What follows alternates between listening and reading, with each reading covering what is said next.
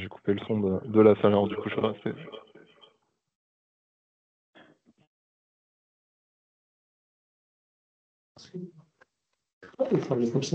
Est-ce que vous m'entendez là? Ah, mais le micro est encore désactivé, tu vois. Oui, apparemment aussi. Oh, ok, c'est bon. Désolé, c'est bien ce qui me semblait. Je pense qu'on va, on va y arriver. Désolé hein, pour le petit souci technique. Donc, là, je pense qu'on est bon. Donc, bienvenue à tous. L'objectif aujourd'hui, du coup, c'est de faire un petit point sur les exigences sur la partie sécurité des systèmes d'information qu'on retrouve dans le référentiel qui s'adresse au SI de téléconsultation. Et on va principalement faire un zoom sur le test d'intrusion, qui est un peu le cœur de ces exigences. Donc, voilà ce que je vous propose. Donc on parlera aussi un petit peu de la partie moyens d'identification électronique. Donc voilà, si vous avez également des questions sur cette partie, n'hésitez pas surtout à les poser. Et puis donc voilà, sur le public, bien sûr, c'est les sociétés de téléconsultation. Voilà, donc vous êtes les bienvenus pour poser vos questions. Donc, l'intervention va se dérouler. Donc, je vais dérouler une présentation pour rappeler un petit peu ce que sont les tests d'intrusion, comment ils sont prévus, donner un petit peu d'informations sur la façon de les réaliser. Et puis, il y aura une grosse partie qui sera plutôt dédiée aux questions, aux réponses, voilà, pour vous permettre de poser toutes vos questions. Donc surtout, n'hésitez pas à les poser. Donc, vous pouvez les poser dans le chat si les micros sont pas activés pour l'instant. Et puis, peut-être que lorsque la présentation sera terminée, on vous permettra aussi d'activer vos micros pour que vous puissiez poser directement vos questions. Mais en attendant, voilà, n'hésitez pas à les poser dans le chat, on va suivre ça et puis on essaiera de traiter chaque question. Donc, d'abord un petit rappel rapide hein, sur l'introduction, enfin sur le contexte. Voilà, on va être rapide parce que je pense que vous le connaissez très bien. Donc, le référentiel de téléconsultation, il s'applique aux éditeurs de sites de téléconsultation, ainsi qu'aux sociétés, qu'aux SI des sociétés de téléconsultation. Donc on a plusieurs types d'exigences, dont une partie des exigences qui traitent de cybersécurité. Voilà, je vais enfoncer des portes ouvertes, mais voilà, depuis le Covid-19, on a une utilisation accrue de la téléconsultation en France. Cette téléconsultation, elle peut entraîner aussi des risques importants en matière de cybersécurité, qui peuvent être notamment des cas d'usurpation d'identité, du vol de données de santé sensibles. Il peut y avoir des interruptions de service aussi. Donc voilà, c'est la raison pour laquelle il y a un certain nombre d'exigences qui ont été introduites dans le référentiel téléconsultation qui portent sur ces problématiques de sécurité des systèmes d'information. Par ailleurs, on sait que les SI de téléconsultation sont progressivement amenés aussi à s'interconnecter avec d'autres services numériques en santé, tels que Mon Espace Santé et notamment le DMP, qui fait partie des développements du Jalon 3 qui sont prévus pour fin juin 2025. Voilà, et donc l'application des bonnes pratiques de sécurité est plus que jamais indispensable sur CSI de téléconsultation, en raison voilà, des interconnexions, notamment qu'il peut y avoir aussi avec d'autres services sensibles. Voilà, et puis par ailleurs, ces SI de téléconsultation, ils peuvent constituer aussi un vecteur d'attaque lorsque on est sur des SI qui sont interconnectés avec un système d'information plus large d'une structure de santé, par exemple. Voilà, donc c'est la raison pour laquelle on a un certain nombre d'exigences de sécurité des systèmes d'information. Et donc, voilà, et donc elles sont intégrées à ce référentiel de téléconsultation qui est opposable depuis le 9 février 2024 pour les sociétés de téléconsultation. Donc, je poursuis. Si vous pouvez faire entrer les invités en même temps, parce que Oui, je suis sur l'écran. Donc, si on démarre par rapport sur les tests d'intrusion, voilà, qui sont un élément central de ces exigences. Donc, voilà, ce test d'intrusion, pour obtenir la certification de conformité, voilà, pour des sites téléconsultation, ce test d'intrusion, il doit être réalisé par un prestataire qualifié PASI. Et on explique un petit peu tout le déroulé à suivre dans le guide d'utilisation du test d'intrusion qu'on va voir après. Donc ce test d'intrusion, voilà, l'idée c'est d'identifier les vulnérabilités qu'il pourrait y avoir sur les solutions, les principales, et puis essayer de faire en sorte de les corriger voilà, pour valider ce test d'intrusion. Donc ça donne lieu au remplissage d'un formulaire par l'auditeur. Donc voilà, le formulaire, l'auditeur doit compléter un formulaire qui liste un certain nombre de points de contrôle. On va le voir un petit peu plus en détail après. Donc cet auditeur, donc c'est important que le prestataire qui réalise l'audit soit qualifié PASI. Donc il ne s'agit pas d'un audit PASI, c'est important de le préciser, parce qu'en fait, un audit PASI, c'est un audit très spécifique qui doit être du coup réalisé par un auditeur qui est lui-même certifié PASI. Et il y a des conditions de réalisation du test d'intrusion qui sont particulières et qui sont à un niveau beaucoup plus élevé que ce que l'on attend là. En fait, dans le cadre du test d'intrusion dont il est question ici, l'idée, c'est de faire en sorte que le prestataire qui réalise ce test d'intrusion bénéficie bien d'une qualification. Ça permet d'avoir la certitude qu'il a bien les compétences en fait pour réaliser ce test d'intrusion, qu'il a parmi ses équipes des personnes qui ont un niveau suffisant pour le réaliser. Donc ça, on le demande pour être sûr d'avoir une équité aussi entre les différents éditeurs, enfin, ou les différents fournisseurs de services de téléconsultation. Et donc, il y a 2 documents qui sont proposés pour donner un petit peu toutes les règles à suivre pour réaliser ce test d'intrusion. Il y a tout d'abord un guide d'utilisation qui décrit un petit peu quels sont comment est-ce qu'il faut procéder à la fois de votre côté, mais aussi pour l'auditeur qui doit réaliser ce test d'intrusion. Donc on donne un petit peu toutes les règles, la conduite à suivre, savoir quelles sont les attentes de part et d'autre. Et puis il y a un formulaire Excel qui donne la grille avec les points de contrôle qui doivent être complétés du coup par l'auditeur. Et donc, une fois que cette grille elle est complétée, on a une macro qui est intégrée au fichier qui permet de générer un rapport sous forme de PDF qui doit être signé et qui peut nous être transmis ensuite sur la plateforme Convergence pour valider le test d'intrusion. Donc, la base de conception de ce test d'intrusion, c'est l'OWASP. Donc, l'OWASP, c'est un organisme à but non lucratif qui est mondialement reconnu sur tout ce qui concerne la cybersécurité et notamment pour les applications web.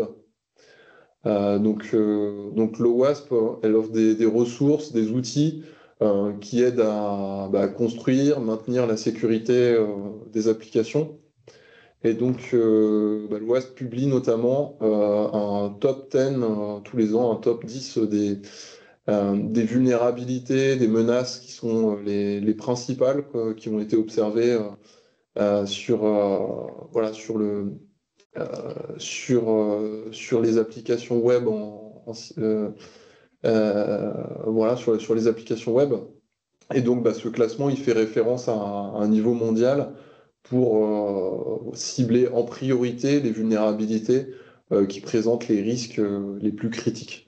Donc, c'est-à-dire que pour vraiment focaliser sur ce qui est le plus important en fait dans la sécurité des applications, on s'est basé voilà, sur ces 10 menaces qui sont les plus importantes, qui sont aujourd'hui les plus utilisées, et on a choisi de se concentrer dessus pour aller vraiment à l'essentiel. Par ailleurs, du coup, on a dans le guide dont je parlais tout à l'heure, en fait, on retrouve le lien en fait entre les différents points de contrôle que l'on a dans le formulaire et du coup euh, le top 10 de l'OWASP. Donc on peut facilement refaire le lien avec ce top 10 OWASP. Et du coup, normalement, ça doit apporter toute la clarté et un petit peu aussi la légitimité à cette démarche. Donc voilà.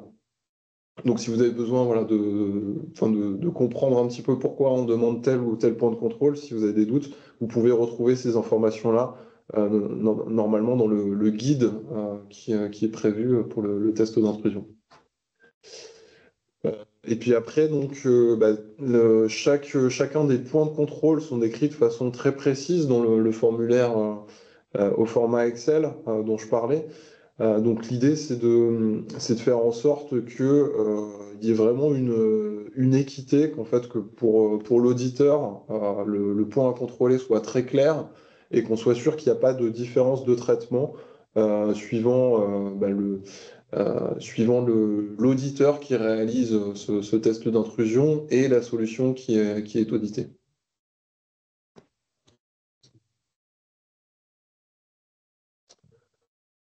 Alors donc je poursuis.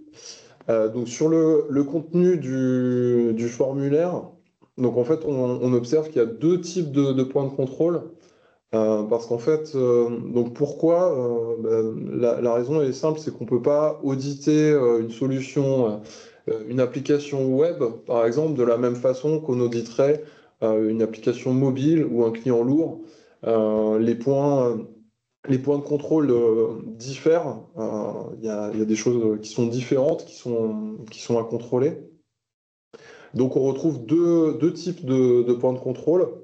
Donc on a des points de contrôle qui vont être communs à toutes les solutions, puisqu'en fait, quel que soit le type de solution, le type d'architecture, c'est des points de contrôle qui ont du sens, qui sont voilà, qui s'appliquent à tous les types de solutions. Donc on en retrouve 18 qui sont voilà, des points de contrôle communs.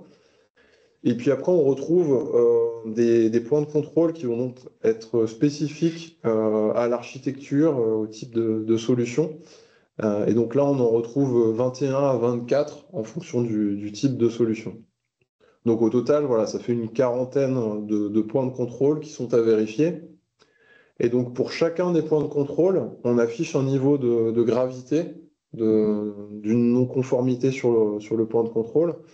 Donc, dans le cas où on a une gravité haute, on considère que on est sur un point qui, s'il y a une non-conformité qui est avérée, qui est détectée par l'auditeur, c'est quelque chose qui est voilà, qui a un impact fort.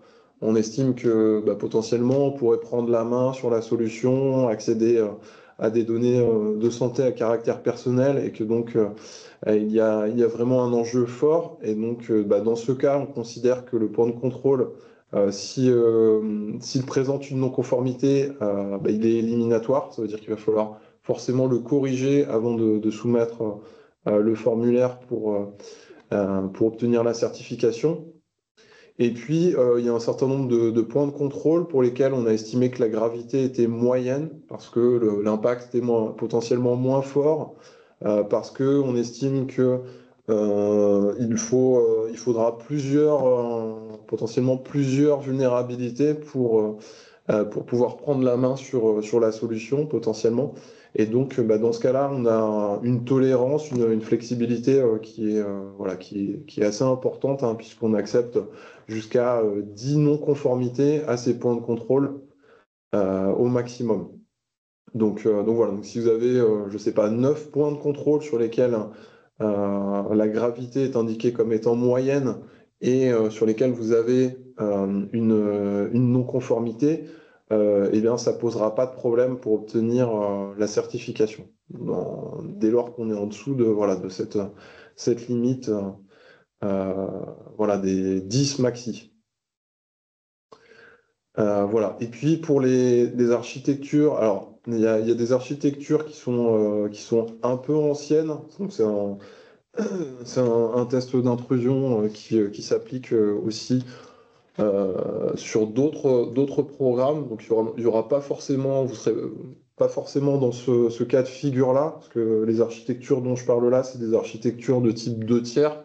Ça veut dire que c'est des architectures client-serveur où on a souvent un client lourd qui pointe directement sur un serveur, sur le serveur de base de données. Donc ça sera probablement pas votre cas, mais il faut savoir que si jamais vous êtes dans ce cas de figure-là, bien, il y a des points de contrôle qui sont notés comme non applicables et qui doivent être traités, mais qui ne rentrent pas dans l'évaluation du score. Voilà, et donc il y a, comme je disais tout à l'heure, il y a une macro en fait qui est présente dans le formulaire et qui va permettre de faire le calcul à la fin pour vérifier si l'application elle peut être référencée ou pas. Donc vous n'avez pas à faire ce calcul en fait. C'est directement indiqué si l'application peut être, si le formulaire est validé pour l'application. Voilà. Donc je poursuis. Donc sur le processus, en fait, je vais passer un peu vite là-dessus, mais donc l'idée c'est qu'on a une phase de cadrage où vous choisissez un auditeur PACI, vous contractualisez avec cet auditeur.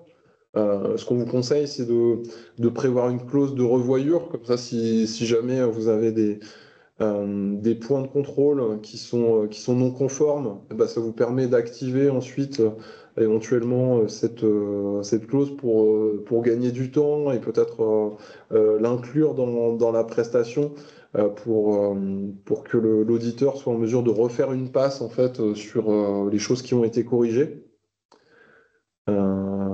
Voilà, donc à partir du moment où vous avez contractualisé avec cet auditeur, il y a un certain nombre d'entrants qu'il va falloir lui communiquer pour qu'il puisse réaliser cet audit. Tout simplement les dates, les éléments, la solution logicielle à laquelle il pourra accéder pour réaliser le test d'intrusion, les points de contact, etc.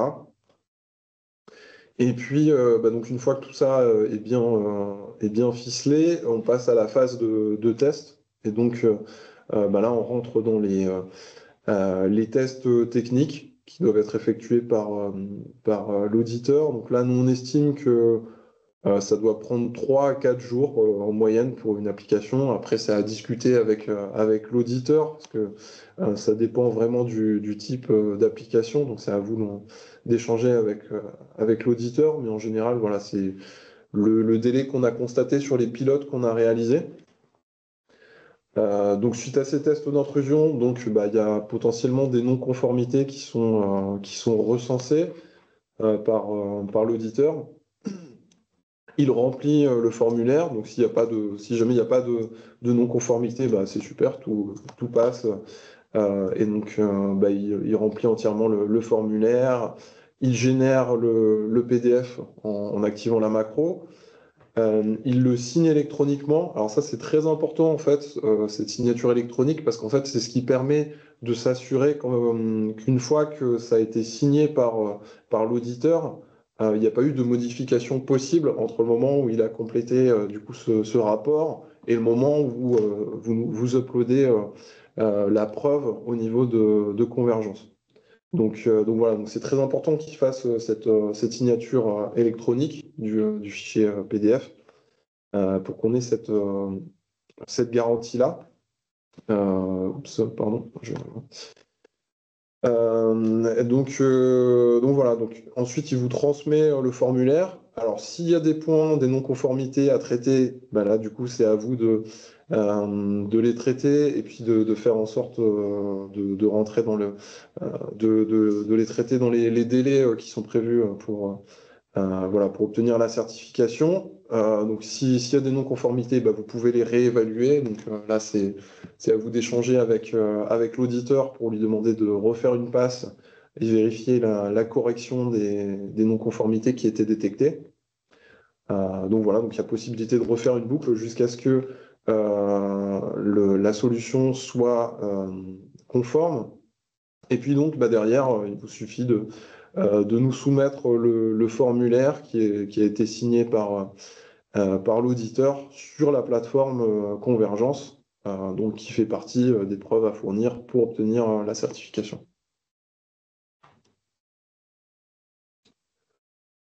Donc voilà, donc il y a un certain nombre de prérequis, notamment bah, faire en sorte qu'il y ait un environnement de test ISOPROD qui soit disponible pour l'auditeur. Donc on s'assure notamment que l'application elle est bien dans la version majeure pour laquelle votre candidature est déposée. Il faut aussi vérifier que bah, ça peut arriver sur les environnements de test que vous ayez des dispositifs de sécurité spécifiques tels que des WAF, des sondes, des passerelles, etc. Donc si ça ne fait pas partie intégrante de la solution telle que vous la proposez, bah, elles doivent être désactivées pour qu'on soit dans les conditions réelles pour réaliser ce test d'intrusion.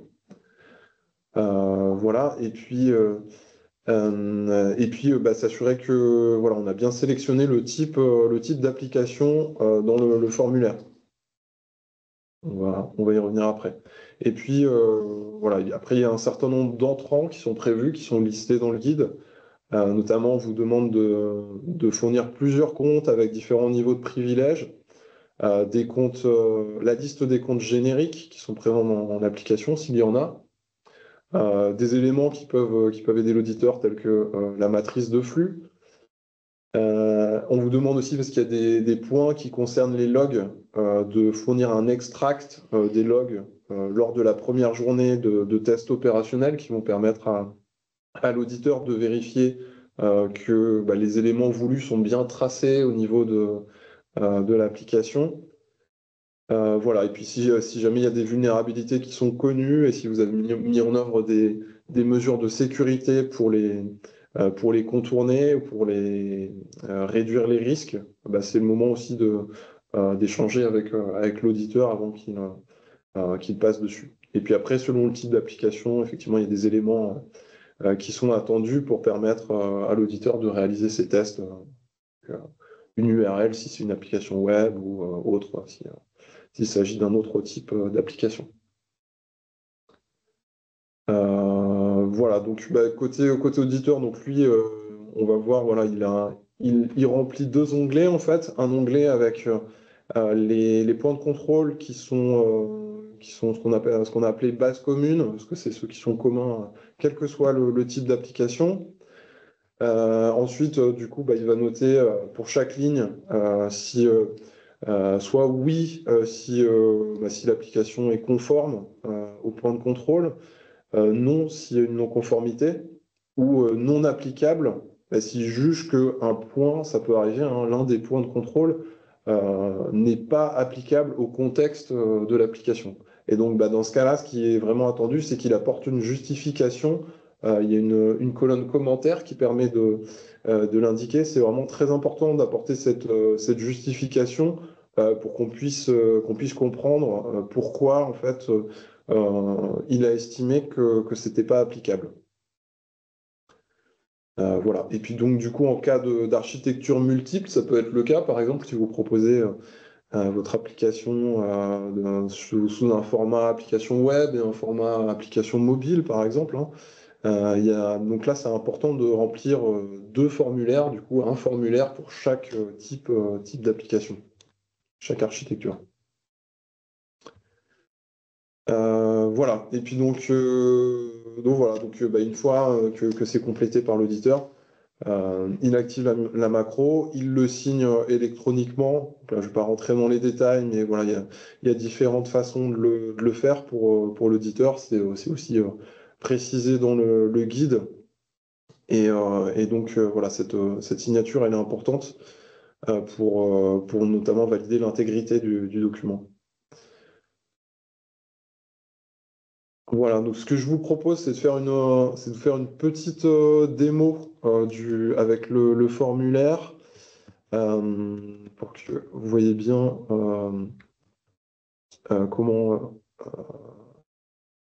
comment ça se passe pour l'auditeur. Alors, je vais vous partager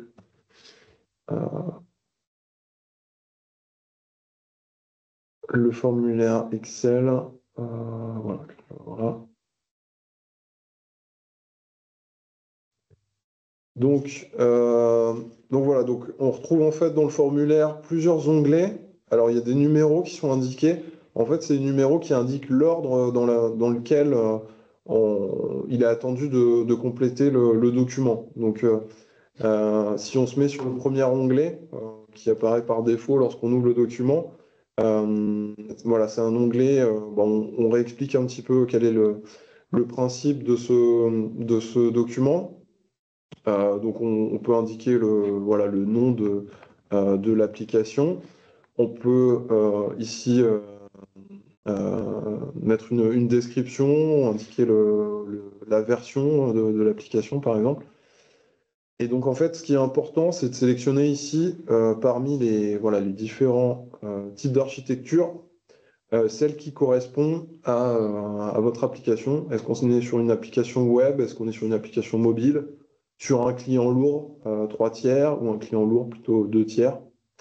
Donc là, par exemple, je vais partir du principe qu'on est sur une application web. Et vous allez voir, quand je vais sélectionner en fait, le type d'application, le nombre d'onglets en bas va se réduire.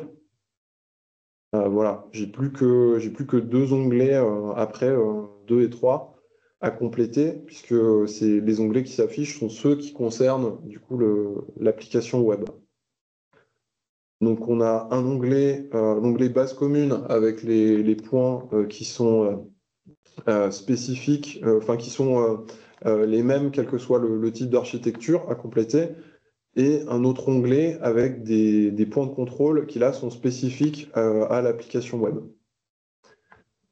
Et donc à chaque fois, voilà, l'auditeur complète ici, donc il indique oui, non ou non applicable en fonction de la conformité ou pas au point de contrôle. Par exemple, je vais mettre oui.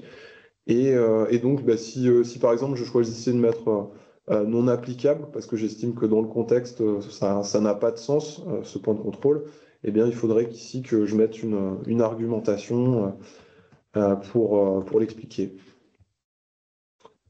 Et donc, une fois que tout est complété, donc là, par exemple, je vais le remplir, on va dire que tout est OK.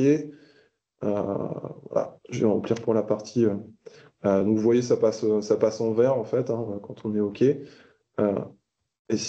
donc, il faut que je remplisse les 2 onglets. Donc là, je vais remplir l'onglet aussi qui porte sur des points de contrôle pour les applications web.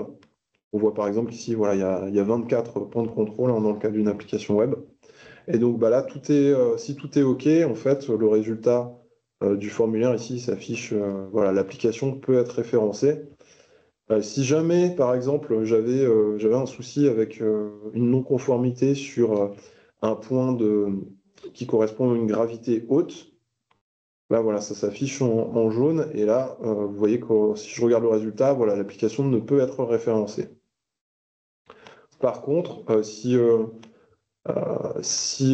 est sur un point, sur une ligne où on a estimé que le niveau de gravité est moyen, bah, du coup, ça va pas être bloquant. Regardez, par exemple, si je mets non ici, voilà, comme on est sur une gravité moyenne, que j'en ai qu'une, bah, c'est pas bloquant. On voit que ici l'application peut être référencée.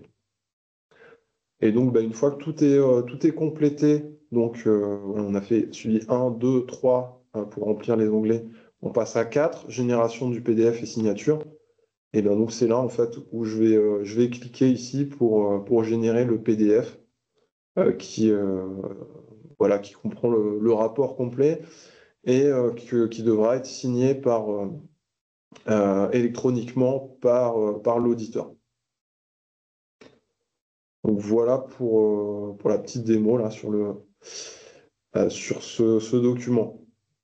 Donc si jamais après il y a des doutes, bah, vous retrouvez toute l'info en fait dans le guide qui est disponible avec.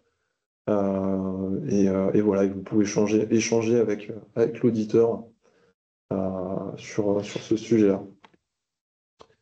Alors je vais revenir sur la présentation. Pardon, on va terminer avec la partie identification électronique.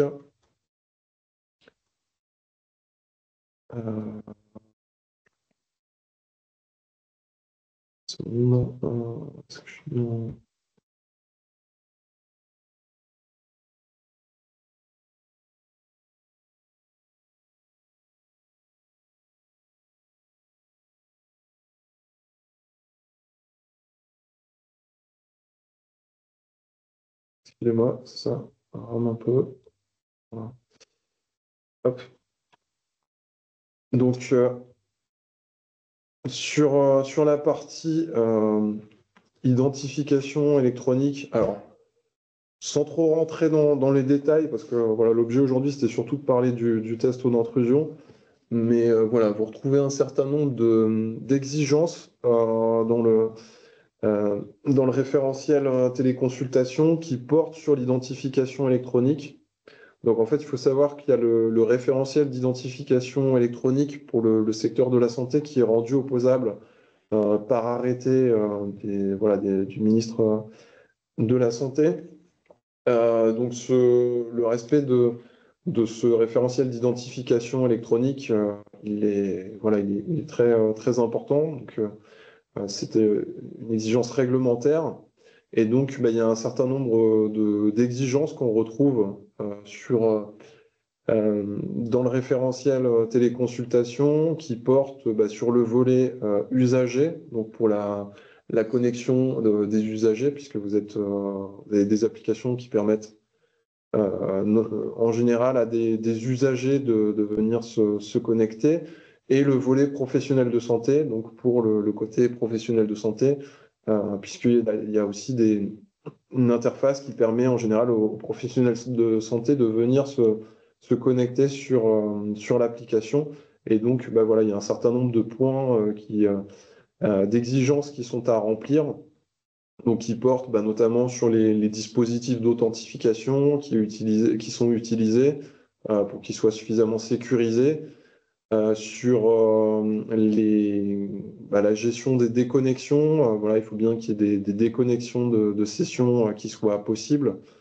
Et puis, bah aussi, on regarde si on fait en sorte que les informations d'identification des utilisateurs elles soient vérifiées et elles soient utilisées des répertoires de référence qui sont bah, dans le cas des usagers l'INS et dans le cas des professionnels de santé, le répertoire partagé des professionnels de santé. Voilà, et donc voilà, donc ça c'est d'autant plus important que bah, ces applications elles vont permettre potentiellement une interconnexion avec d'autres solutions ou services numériques en santé. Et donc bah, il faut à ce titre qu'elles permettent une connexion sécurisée à ces services. Voilà, je m'étends pas plus sur ces sujets-là. Je vois il reste une vingtaine de minutes, donc c'est pas beaucoup. Donc je propose qu'on passe aux questions. Donc si s'il y a des questions qui ont été posées, je sais pas si vous en avez relevé de votre côté, Moumouni, Oui. je sais pas si vous avez regardé. Oui. Euh, Oui, je réponds au fur et à mesure. Il y a des questions sur les 10 non-conformités qui sont tolérées. Donc, j'ai précisé que c'est 10 au total et qu'il fallait que ce soit réparti entre les deux catégories basse commune et, euh, et exigences spécifiques. Donc, on tolère au final 5 au maximum par catégorie. euh, Et, non, non, non, au total, il y en a.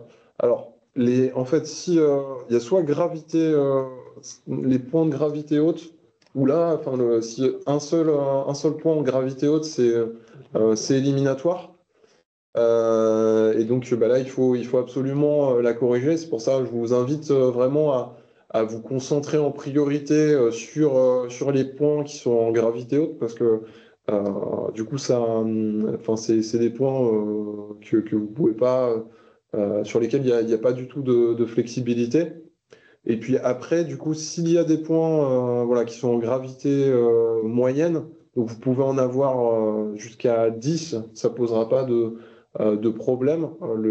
Enfin, ce que je vous ai montré sur le formulaire, ça restera en vert, et donc l'application, elle sera référençable, elle sera certifiable, pardon. Donc voilà, ouais, c'est ça le. Alors je sais pas si ça répond précisément à la question, j'ai pas compris quelle était la. par rapport à la répartition entre, il fallait qu'il y ait 5 au maximum par catégorie, non? Euh, Les 10 répartis. Alors attends, je prends la question parce que euh, je vais prendre les questions une par une.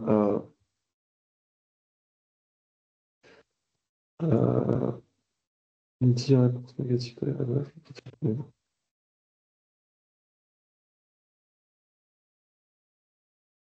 Ah oui, d'accord. J'avais pas compris. C'était entre les deux onglets. Voilà, base commune et ok. Et les onglets, l'onglet où on est sur des points spécifiques. Pardon. Alors, j'avais pas bien compris la question. Donc là, effectivement, en fait, c'est 10 au total. Donc voilà, quel que soit l'onglet sur lesquels les non-conformités apparaissent, vous pouvez en avoir, je sais pas, une sur la base commune et 9 sur la partie spécifique au type d'application, ça marche. Inversement, pareil. Enfin, l'essentiel, c'est que voilà, qu'il n'y en ait pas plus de 10 au total sur lesquels on ait des non-conformités. Donc voilà, donc il y a pas de répartition, il y a pas de limite tant qu'on dépasse pas les 10 au total. Alors, sur les points de contrôle, il y a une question voilà, combien de points de contrôle de gravité haute y a-t-il au total? Alors, en fait, ça dépend du type d'application, euh, puisque, en fait, il y a la partie spécifique. Donc, si je regarde, par exemple, bah, vous pouvez faire le calcul par vous-même, enfin, les compter dans le formulaire. Mais si je regarde, par exemple, sur la partie commune, il y a 2, 3, 4, 5, 6, 7, 8, 9, 10. Il y a 11 points de contrôle qui sont en gravité haute sur la base commune, mais c'est là où il y en a le plus. Et puis après, bah, si je regarde pour les applications web, par exemple, je retrouve. Il avait répondu, il avait mis 7. Ah, d'accord. Tu as tombé sur le même résultat. Tant mieux. Voilà, donc effectivement, merci Mouni, j'avais pas vu que ça avait été complété. Donc voilà, ça peut varier sensiblement. Voilà, vous voyez que par exemple pour les applis web, côté appli web, il y en a 16 qui sont en gravité haute. Côté appli mobile, il y en a une de moins. Alors après, voilà, ça peut varier sensiblement. Toutefois, voilà, on estime que voilà, côté appli mobile, c'est peut-être un peu plus complexe, certaines. Voilà, mais on essaie d'avoir une équité à peu près sur ce qui est demandé d'un type d'architecture à un autre. Et ouais, il y avait une question sur, alors sur les, faut-il faire deux fichiers si vous êtes à la fois web et mobile? Donc je vois que Moumouni a répondu. Oui, oui, c'est important en fait de remplir un fichier par type d'architecture parce que en fait, par exemple, la partie base commune, même si on est sur des points qui sont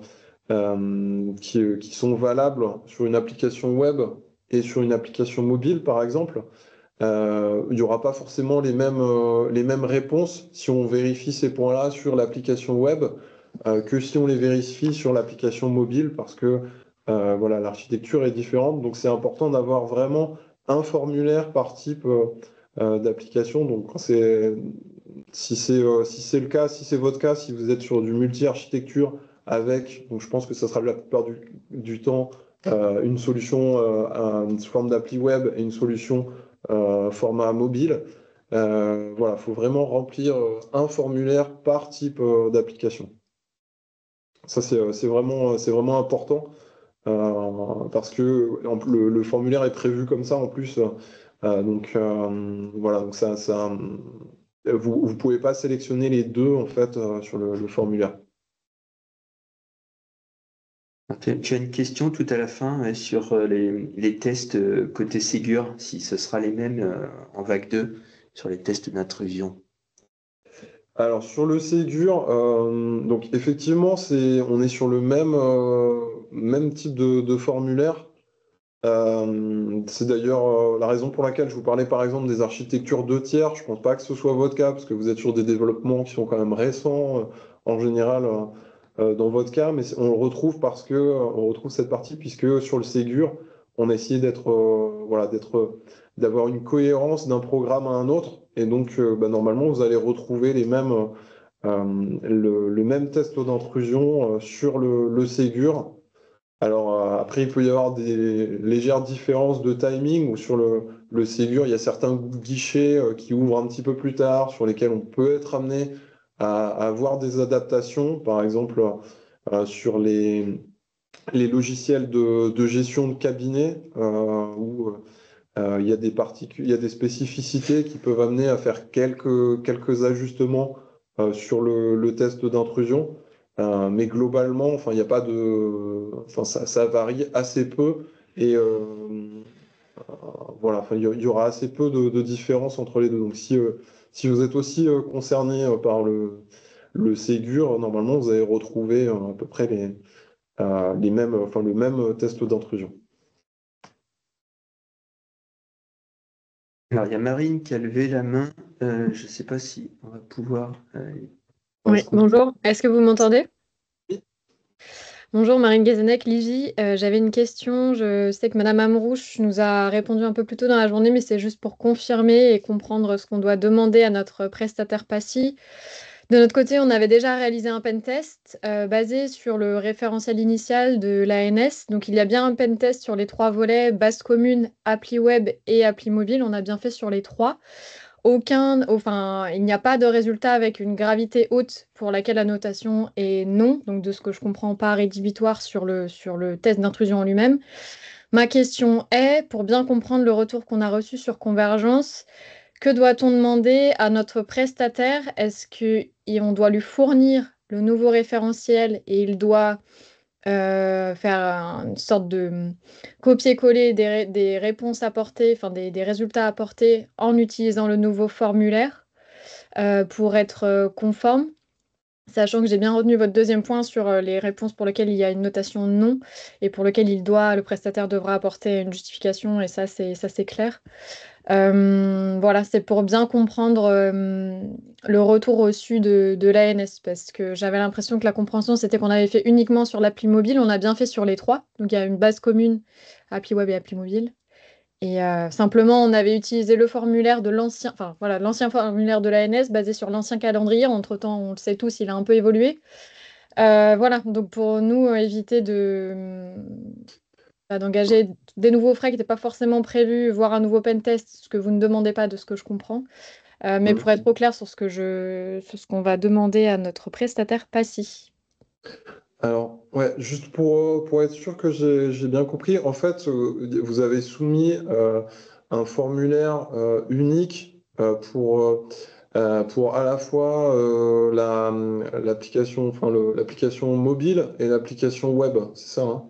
Un formulaire unique. Bah, en tout cas, l'attestation, c'est un PDF qui regroupe les 3 éléments. En Ouais. revanche, il y a bien un formulaire par application. C'est marqué en haut de la page base commune, suite en haut de la page application web et suite en haut de la page application mobile. Il y a bien les 3 Et du coup, il y bases. a Ouais.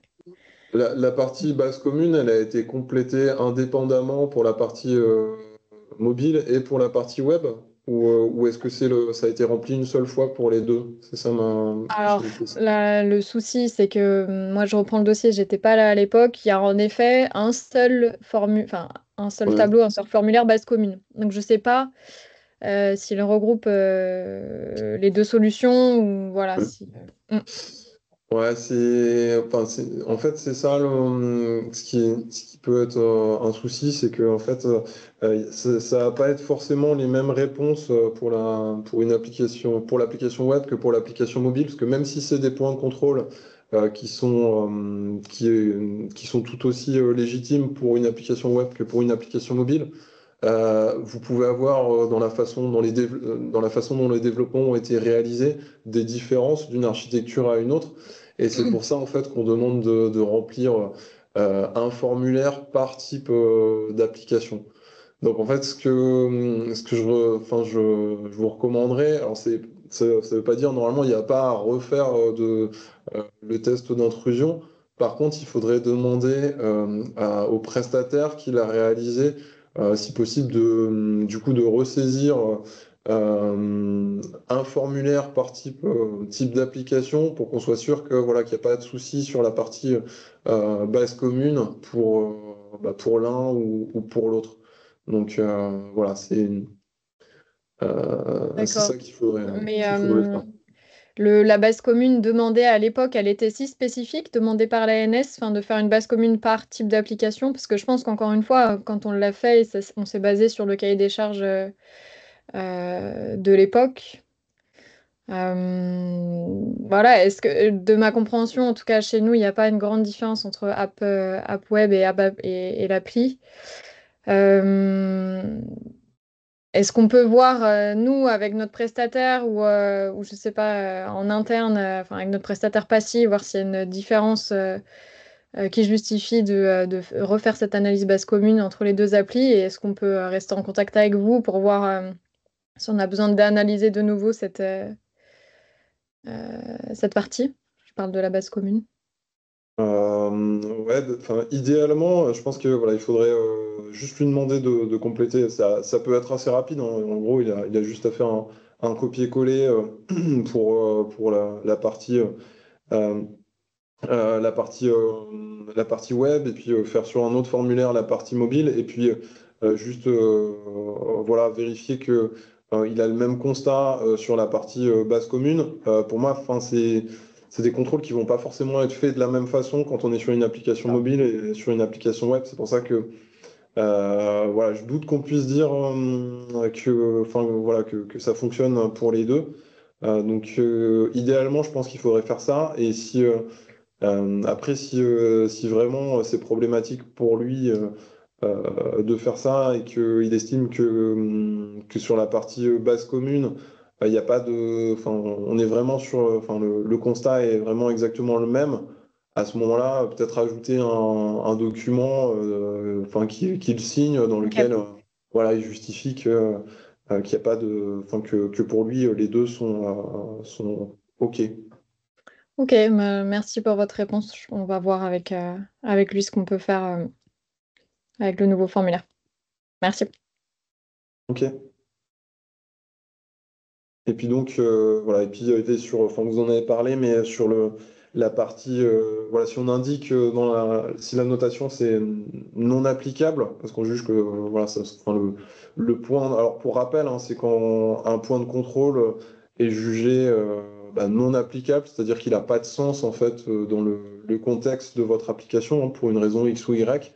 Voilà, c'est une flexibilité qu'on s'est laissée parce que c'est difficile de prévoir vraiment tous les cas de figure, hein, sachant que les applications peuvent être très hétérogènes. On peut être sur des types d'applications très différents. Donc voilà, donc s'il indique non applicable, c'est vraiment important de venir ajouter un commentaire pour le justifier. Parce que dans ce cas-là, ça veut dire qu'on désactive ce point de contrôle. Et voilà, on ne peut pas le désactiver sans avoir une justification claire de ce choix-là par l'auditeur. Voilà. Est-ce qu'on a d'autres questions, si tu peux... Une question là qui vient de tomber là. Qu'est-ce que la matrice des flux? Tu as parlé dans la présentation. Alors, la matrice des flux, alors c'est un document, bon, c'est pas obligatoire de le fournir à votre auditeur, mais c'est un document qui peut être utile pour lui, pour bien comprendre en fait comment fonctionne l'application. Et voilà, c'est tout simplement un document qui recense un petit peu les flux qui existent, qui peuvent exister dans l'application, et donc qui permet d'avoir une vision exhaustive de ces flux et pour l'auditeur, ça va lui permettre de pouvoir contrôler les flux sur lesquels il estime qu'il y a les risques sont les plus importants. Par exemple, s'assurer que les flux utilisés pour communiquer entre le patient et son médecin sont correctement chiffrés, qu'il n'y a pas la possibilité d'aller les lire. Enfin, ça va être ce genre de... C'est la raison pour laquelle c'est important d'avoir ce type d'information. Ça permet d'avoir... alors, si vous n'avez pas de matrice de flux, vous avez peut-être un schéma d'architecture technique. Voilà, c'est ce type de document qui peut aider l'auditeur. Bonjour, oui, je vais préciser peut-être un petit peu effectivement ma question. C'est-à-dire que vous voulez le détail de chaque API qui peut être appelé entre le client et le serveur, ou bien juste un schéma qui montre un petit peu les différents services ou microservices qui communiquent entre eux? Ouais, ça peut être un schéma. Pour moi, ça suffit en fait, hein. C'est tous les documents qui peuvent aider en fait l'auditeur pardon à comprendre en fait comment fonctionne votre application. En Ok, fait, très bien. on demande ça aussi, c'est parce que le délai est court. En fait, on a essayé de faire en sorte que voilà, on ne soit pas sur un test d'intrusion qui dure des semaines et pour faire en sorte que le coût soit pas trop élevé non plus. Et donc, le fait de lui apporter ce type d'éléments, ça lui permet d'être plus rapidement opérationnel et de pouvoir réaliser dans les délais le test d'intrusion tel qu'il est prévu. Très bien, merci. Alors, j'ai l'impression qu'il n'y a plus de questions. Par contre, c'est moi qui vais en poser une. Ce serait bien, avant de conclure peut-être, que vous nous retourniez par retour de mail un petit peu là où vous en êtes des tests d'intrusion. Voilà, si vous avez des correctifs en cours ou si vous n'avez pas encore commencé. Voilà, ça nous aiderait à savoir un petit peu où vous en êtes. Voilà, c'est important dans le retour qu'on peut faire avec le ministère. Voilà, donc j'ai cette petite demande. Merci d'avance à ceux qui nous répondront. Vincent, je te laisse peut-être le mot de la fin. Non, mais peut-être, effectivement, c'est important ce que tu proposes. C'est vrai que si vous rencontrez des points de difficulté particuliers par rapport au test d'intrusion ou à toute autre exigence qui porte sur la SSI, n'hésitez surtout pas à nous l'indiquer, parce que ça peut aussi nous aider à améliorer le test d'intrusion, peut-être apporter des précisions qui seraient utiles à d'autres. Oui, excusez-moi, je vais intervenir encore, excusez-moi. Nous, on est dans le cadre du Ségur en santé vague 2, et en fait, c'est vrai que ces tests d'intrusion, Ça nous fait un peu peur. C'est pour ça que j'ai voulu assister à ce séminaire, même si on n'est pas encore concerné. Par contre, je serais extrêmement intéressé d'avoir ce formulaire Excel qui pourrait nous aider un petit peu à. Je sais qu'il y a le OWASP, donc ça, on va regarder en détail ce qu'il y a dans le OWASP, mais le formulaire, ça nous aiderait déjà à préparer nos tests. Parce qu'on est en train de préparer les développements de la vague 2, mais on veut être sûr que ces développements, bien sûr, intègrent toute la sécurité qu'exige en fait ces bonnes pratiques. Oui, alors en fait, vous pouvez le retrouver, je vais le remettre dans la conversation, mais vous pouvez retrouver en fait alors le formulaire, il a été publié pour la task force DPI et la task force PFI, donc pour les dossiers patients informatisés et les plateformes d'intermédiation qui sont utilisées dans les hôpitaux. Il y a quelqu'un qui a son micro activé, si vous pouviez le couper, ça serait super. Merci. Il n'y a pas de souci. Donc vous pouvez retrouver sur le site de l'ANS si vous cherchez pour les DPI PFI. Après, si vous êtes sur un logiciel de gestion de cabinet, il y aura peut-être des évolutions très légères en fait, qui sont en train d'être regardées parce qu'on a des spécificités qui sont propres au logiciel de gestion de cabinet. Mais voilà, grosso modo, ce sera à peu près le même formulaire. Donc je vais vous le mettre dans le chat tout de suite après. Mais vous pouvez, en cherchant pour les DPI, PFI sur le site de l'ANS, retrouver ce formulaire ainsi que le guide dont je parlais. Je vais. Il y a quelqu'un qui donne la parole. Il y a le formulaire aussi sur le site de l'ANS, sur la page téléconsultation. Voilà. Et Emmanuel, je vois que de la DNS, tu as levé la main. Tu voulais peut-être prendre la parole.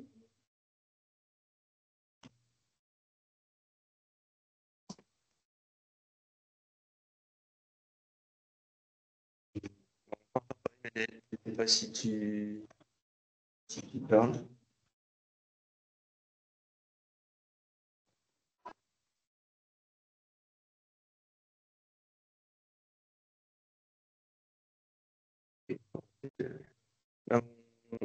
On te laisse mettre le lien, Vincent, et puis parce que je vois qu'il est 15h02. Ouais, j'ajoute le lien. Enfin, je pense qu'on peut fermer peut-être le webinaire et je vais rajouter le lien comme ça pour ceux qui sont connectés, vous l'aurez.